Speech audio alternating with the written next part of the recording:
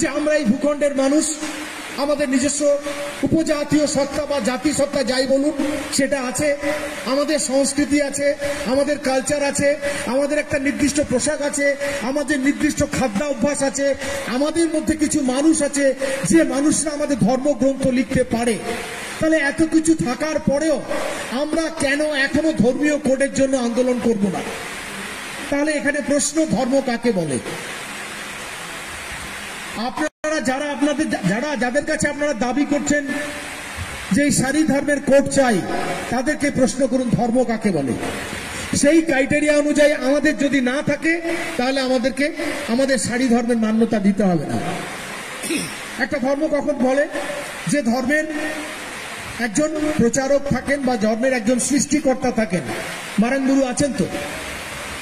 আপনাদের মারানগুরু আছেন তো? যিনি মারানগুরু আপনাদেরকে সৃষ্টির জায়গাতে প্রথমে নিয়ে এসেছিলেন।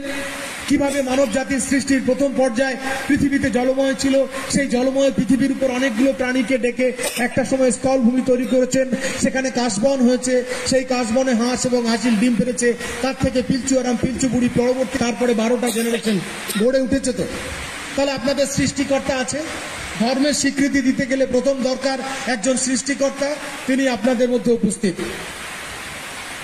নাম্বার 2, এতদিন এরা বলবে যে ধর্মগ্রন্থ ছিল না। আমরাও জানি, যারা আমরা ভারতীয়, যারা আমরা বাঙালি, যারা আমরা আদিবাসী, আমাদের যে বেদের ধর্ম, সে বেদের ধর্ম যাকে বলি, সেই ধর্ম লিখিত তো ছিল না প্রথম দিকে।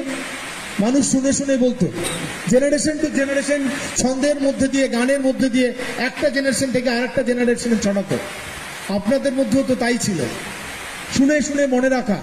আপনার দাদু আপনাদের কাছে বলেছেন, আপনি আপনার বাবার কাছে শুনেছেন, আপনার বাবা ছেলের কাছে বলবে, ছেলে তার নাতির কাছে বলবে, জেনারেশন টু জেনারেশন যাবে।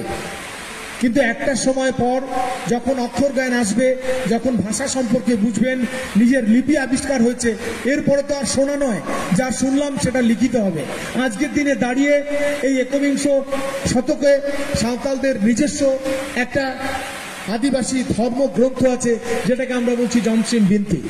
তাহলে আপনাদের ধর্মের একজন প্রচারক আছে, আপনাদের ধর্মের একটা বিধান আছে। বিধান মানে যেটা গ্রন্থ, সেটা অলরেডি আমি নিজে কিনেছি, আমি জানি, আমি দেখেছি। ফলে এটা